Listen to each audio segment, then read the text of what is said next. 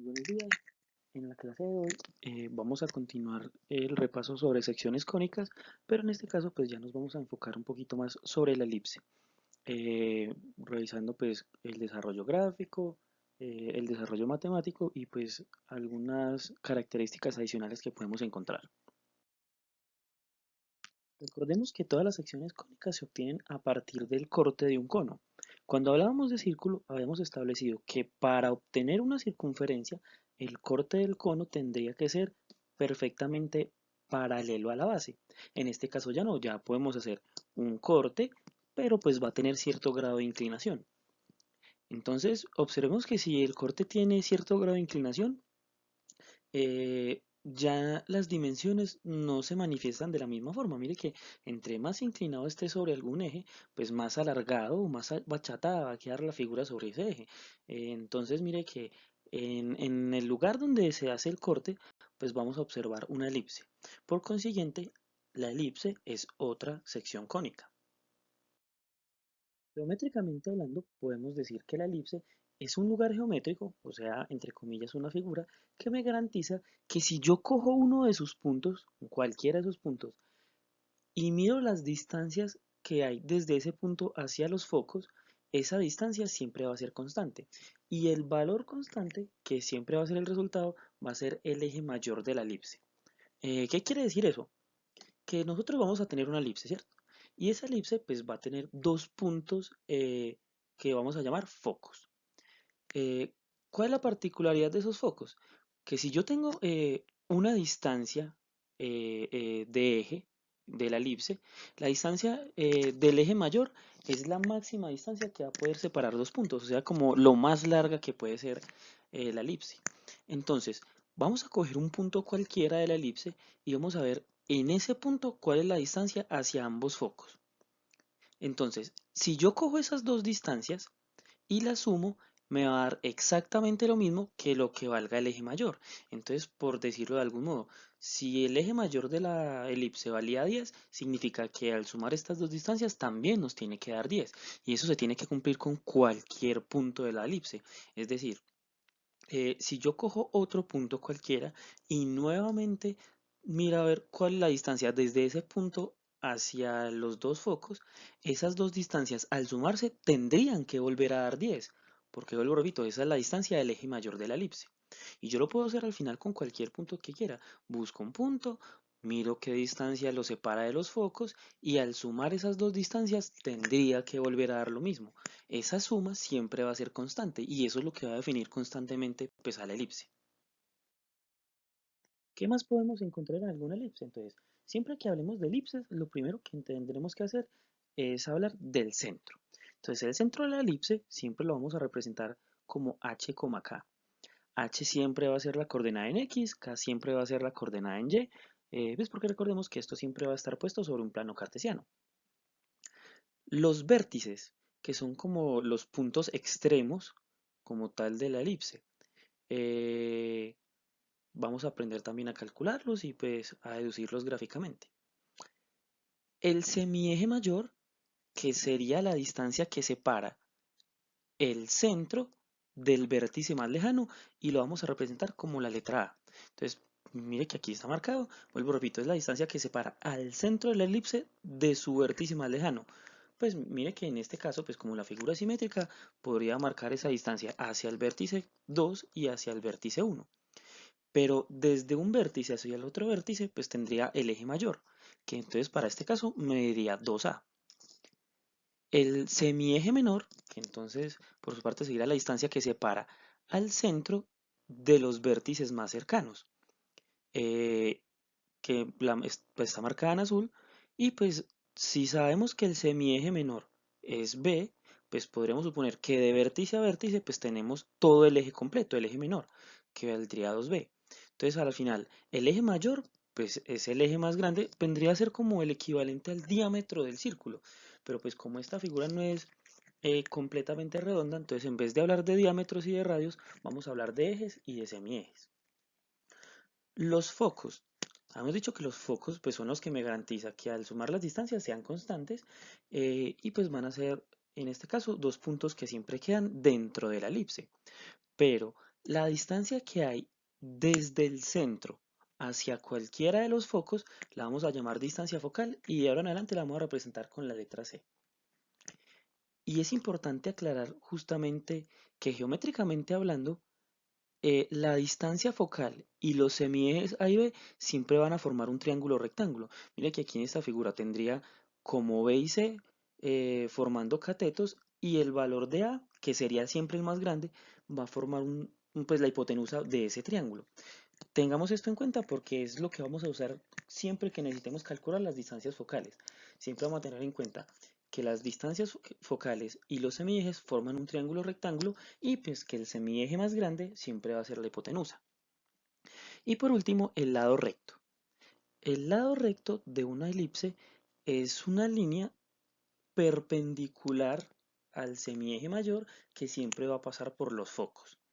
Entonces, en la gráfica pues lo podremos encontrar por aquí. Y normalmente pues usamos el lado recto pues para tener puntos adicionales a la hora de dibujarlo. Ahora, matemáticamente hablando, al igual que la circunferencia, nosotros vamos a encontrar dos tipos de desarrollos matemáticos. La ecuación general, que ya hemos dicho que se caracterizaba porque tenía la x y la y al cuadrado. Cuando hablábamos de la circunferencia, habíamos establecido que el valor de a y de b, o sea, el de la x y la y al cuadrado, siempre tenían que ser el mismo. Pero pues en este caso no, ya no.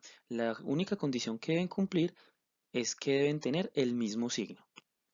Cuando uno pone una multiplicación mayor a cero, digamos en este caso a por b mayor a cero, es la forma matemática de decir que a y b deben tener signos iguales.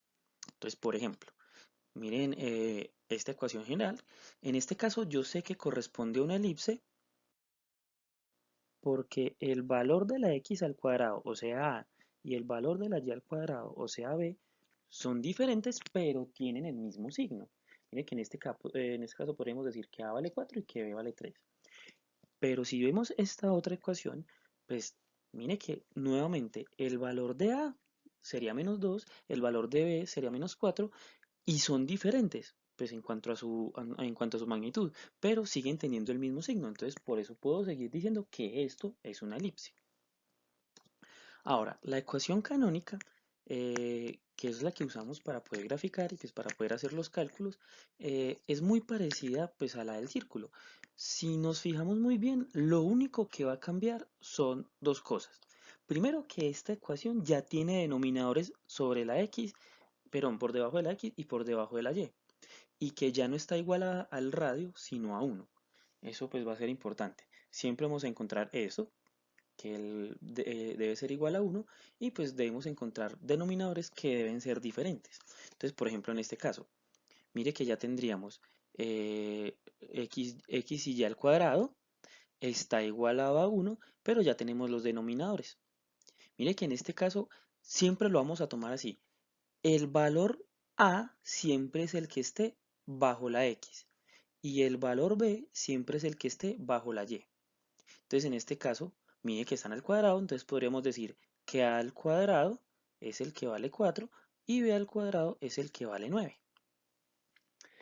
Como el valor de la b en este caso es más grande y b es el que está debajo de la y, entonces podríamos decir de algún modo que el eje y de esta elipse es más grande que el eje x.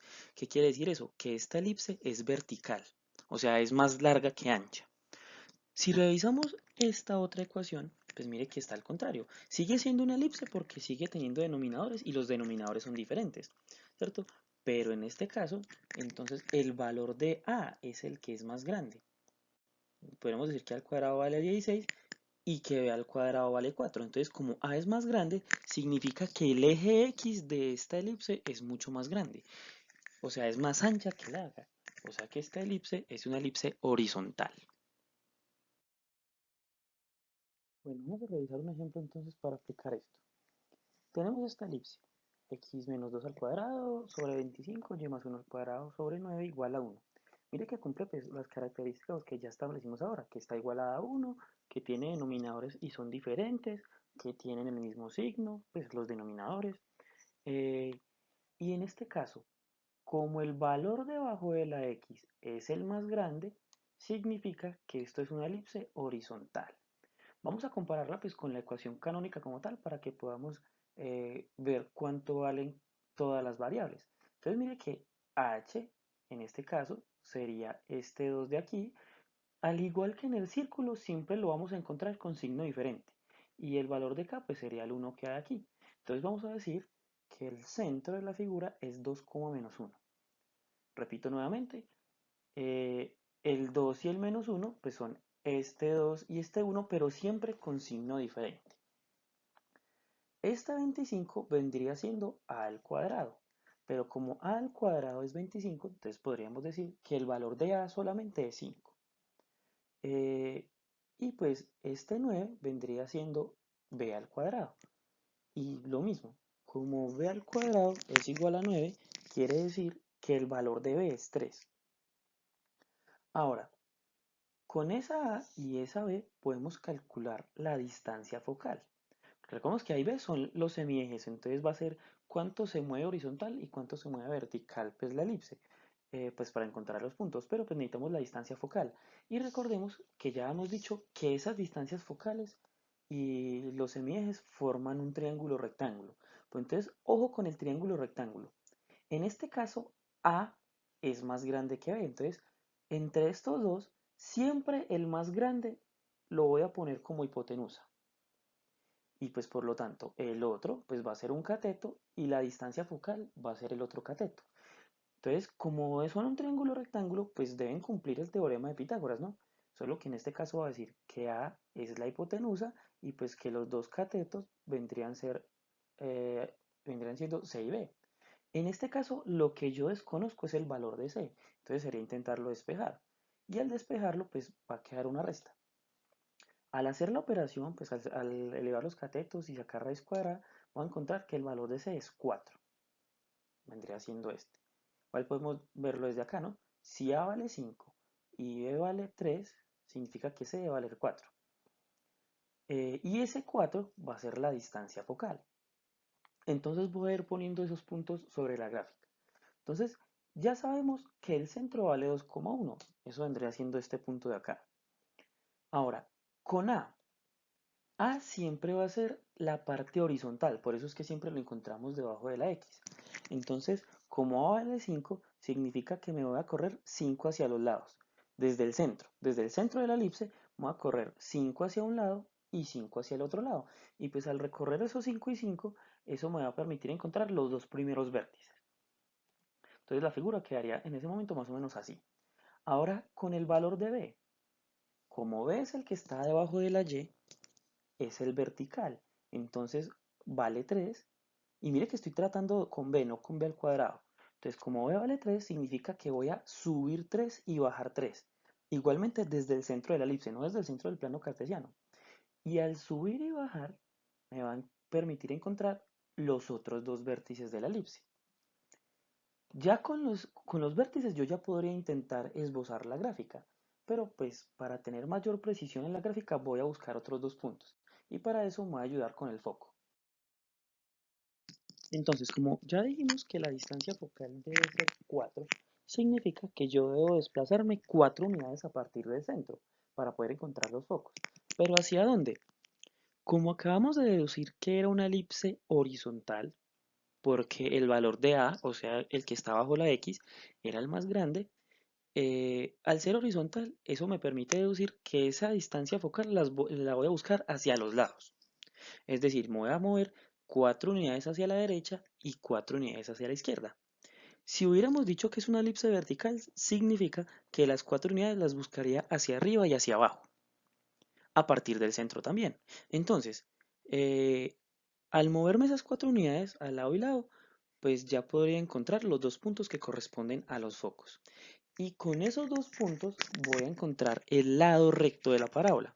Y con el lado recto voy a encontrar puntos adicionales para poder graficar.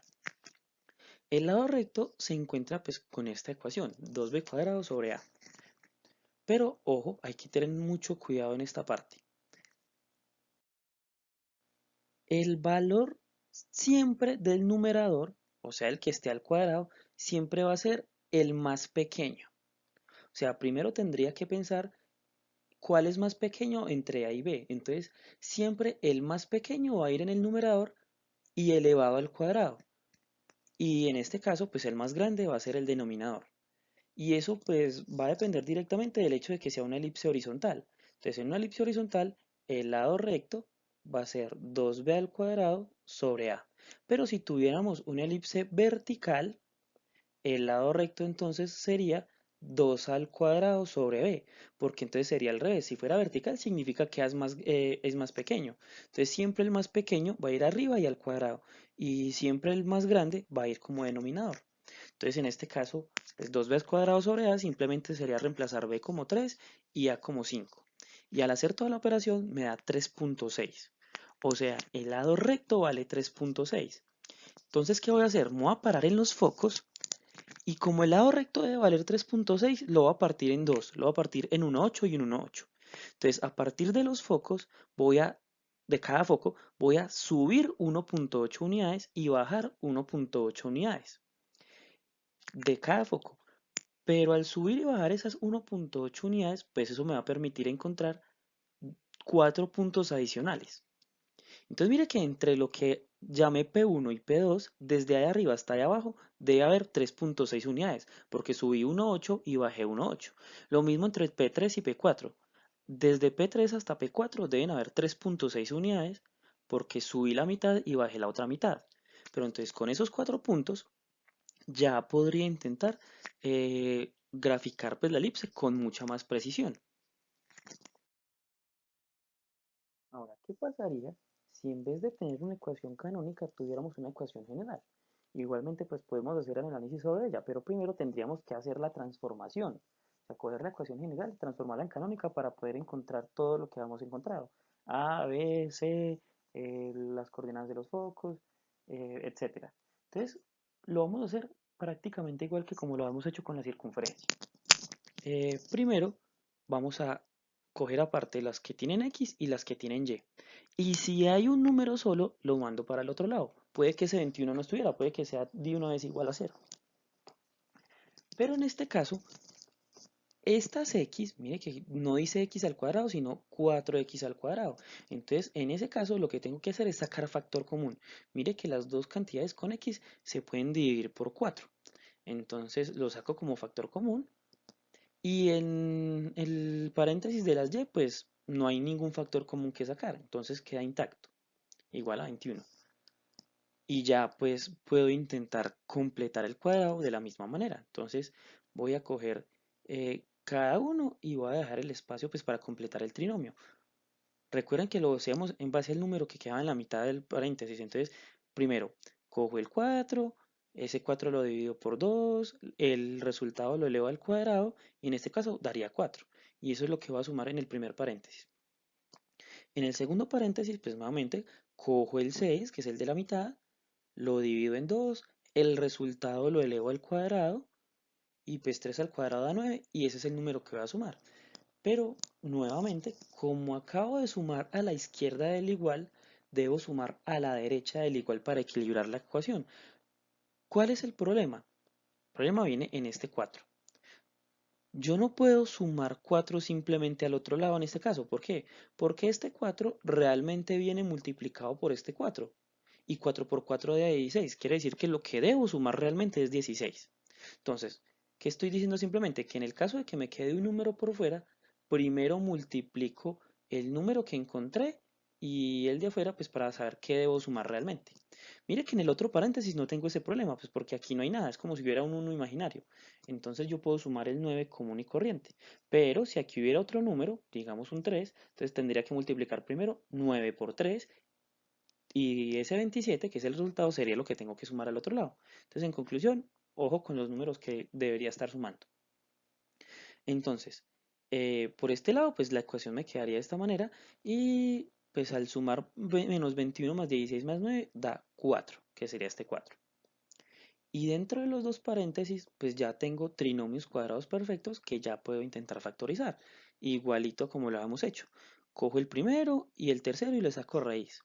El signo es el del número de la mitad y ahí tendría un binomio al cuadrado. Noten que este 4 es este mismo 4, ese no se ha alterado. Más, cojo el otro paréntesis, entonces otra vez el primer término, el tercer término, le saco raíz, el signo de la mitad y eso me da un binomio al cuadrado. Y pues el 4 que tengo al otro lado. Ya casi acabo. Recuerden que en la ecuación canónica de la elipse, el último número debería ser un 1, pero en este 4 no es un 1, es un 4. Entonces, si yo quiero que ese 4 se convierta en un 1, lo que debo hacer es coger toda la ecuación y dividirla por 4, tanto a la izquierda como a la derecha del igual. Entonces, voy a poderlos todos dividirlos por 4. En este caso, es este 4 el que debería siempre usar para dividir. Entonces, al dividir, pues simplemente lo que va a encontrar es que estas cantidades se van a cancelar. Entonces quedaría este denominador y este 4 con este 4 también se va a cancelar. Entonces la ecuación me va a quedar de esta manera. Y esa ya es la ecuación canónica de una elipse. Y valga la aclaración, en este caso es como si tuviera aquí un 1 imaginario. Y este sería el valor de a al cuadrado y este sería el valor de b al cuadrado. Entonces, como el valor de b es el más grande, significa que esto ya es una elipse vertical. Entonces voy a aprovechar ya esa misma elipse sabiendo que es vertical para poder ya nuevamente encontrar los focos, los vértices, pero en este caso lo voy a hacer sin dibujar. O sea, primero voy a hacer todos los cálculos antes de encontrar la gráfica. Mira que en el ejemplo anterior lo hice al revés. Yo iba dibujando y sobre el dibujo iba mirando dónde quedaba cada punto, cada vértice, cada foco. Pero entonces ahora lo voy a hacer al revés, primero haciendo cálculos antes que la gráfica. Entonces, de esta elipse sabemos primero que es una elipse vertical. Segundo, que el centro es menos 2,3. Les recuerdo, son estos dos números pero con el signo opuesto. El valor de a al cuadrado es 1, porque sería el 1 que hay aquí imaginario, y por lo tanto, pues a vale 1, porque sería la raíz. Y el valor de b al cuadrado es 4, que sería este. Vuelvo y repito, a siempre es el que esté debajo de la x, b siempre es el que esté debajo de la y. Entonces, como b al cuadrado es 4, significa que b es 2. Y si yo me pongo a imaginar otra vez el triángulo rectángulo, pues entonces recuerdo que podemos decir que voy a usar Pitágoras. Entonces recuerden, el más grande, o sea B, vendría siendo la hipotenusa y los otros dos vendrían siendo catetos. Y como yo quiero encontrar el valor de C, que es la distancia focal, pues al despejarlo quedaría así. Y al hacer toda la operación, pues me da raíz de 3, ¿cierto? Al reemplazar B como 2 y A como 1. Como me da raíz de 3, pues encontrar raíz de 3 en la gráfica, en el plano cartesiano, es un poquito complicado. Entonces lo voy a redondear más bien y voy a decir que raíz de 3 es aproximadamente 1,7. Entonces, ahora sí, ¿cómo voy a encontrar todas las partes que caracterizan la elipse? Entonces, primero voy a encontrar los vértices. ¿Cómo voy a encontrar los vértices? Los voy a encontrar primero con el valor de A. Entonces, voy a coger el centro de la elipse y le voy a sumar y restar A. ¿Dónde la voy a sumar y restar? Como A es el valor de la X, o es el valor que siempre corresponde a la X, significa que A se va a sumar y restar a la coordenada en X, o sea, al menos 2. Entonces, siempre sobre la coordenada en X. Si yo a ese menos 2 le sumo la A, pues menos 2 más 1 va a dar menos 1. Entonces me daría menos 1,3. Mire que sumé sobre esta coordenada, pero esta otra coordenada sigue siendo el mismo 3. Ahora, ese sería el primer vértice. Si en vez de sumar la A, yo resto la A, pues sería menos 2 menos 1. Y menos 2 menos 1 da menos 3. Entonces, ¿qué sería esta coordenada de aquí? Nuevamente, repito, la otra coordenada queda exactamente igual. Y esta sería la ubicación del otro vértice. Lo voy a llamar 3 por ahora aleatoriamente, pero le puedo poner el número que quiera. Yo puedo decir vértice 2, vértice 4, vértice el que sea. Y pues ya encontré los dos que corresponden con la A. Ahora los que corresponden a la B. Entonces, otra vez voy a coger el centro de la elipse y le voy a sumar y restar ese valor. Pero como B es el valor que siempre corresponde a la Y, entonces por eso lo voy a sumar y restar en la coordenada en Y. O sea, cuando lo cogí con A era sobre la coordenada en X y ahora que es con B es sobre la coordenada en Y. Entonces, voy a este 3 sumarle B, o sea, sumarle 2, entonces 3 más 2 daría 5. Entonces la coordenada en X queda igual y pues al sumar dio 5. Ese sería el otro vértice de la parábola. Y el último sería coger el 3 y restarle b. o sea 3 menos 2, y 3 menos 2 da 1. Y ese sería pues el último vértice. Ahora, los focos. Pongan mucha atención aquí, pues porque esta parte es complicadita, o pues muy fácil de perderse. Otra vez voy a sumar y restar, pero eso va a ser con el valor de C. Entonces, cojo el centro y voy a sumar y restar C. Pero en este caso tengo que decidir si lo voy a sumar o restar en la coordenada en X o en la coordenada en Y. No puedo hacerlo sobre ambas. ¿Cómo lo voy a decidir? Pues ya habíamos dicho que es una elipse vertical. Entonces, como es una elipse vertical, sé que lo debo hacer sobre la coordenada en Y. Si fuera una elipse horizontal, esta suma y esta resta la haría sobre la coordenada en X. Entonces, voy a sumar 3 más C, o sea, 3 más raíz de 3, que sería el primer foco. Mira aquí, 3 más raíz de 3. Pero pues como raíz de 3 ya la vamos redondeada a 1.7, pues 3 más 1.7 da aproximadamente 4.7. Y ese sería el valor del primer foco. Ahora, si yo en vez de haber sumado hubiera restado, pues tendría la misma coordenada en X, que sería menos 2, pero con 3 menos raíz de 3, o sea, el valor menos la distancia focal. Y como la raíz de 3 vale 1.7, pues 3 menos 1.7 da más o menos 1.3. Y ese sería el valor del otro foco. Por último, voy a calcular el lado recto. Entonces recuerden que habíamos dicho que en el caso de una elipse vertical sería 2a al cuadrado sobre b. Vuelvo y repito, siempre el de arriba debe ser el menor. O sea, entre a y b, el menor es el 1. Entonces siempre el menor va arriba y elevado al cuadrado. Y el mayor debe ir abajo. Entonces, como A vale 1 y B vale 2, pues al reemplazar, pues va a dar 1. Ese sería el lado recto. Entonces, mire que ya pude hacer todos los cálculos para encontrar vértices y focos y lado recto sin necesidad de graficarlo o de irlo a buscar primero en la gráfica. Entonces, pues a la final, simplemente es ubicarlo sobre el plano cartesiano, pues la elipse sería esta. Pues entonces, ¿qué cumple esa elipse? Primero, pues que el centro es menos 2,3. Que tengo todos los vértices, que serían estos, que mire que son menos 1, 3 y menos 3, 3, menos 2, 5 y menos 2, 1. Los dos focos que ya había encontrado, que vendrían siendo estos, simplemente es ubicarlos en el plano cartesiano, y el lado recto, que como el lado recto vale 1, significa que estas dos rectas deben tener de longitud 1. Pero pues recuerden que la gráfica la saco sobre A y B.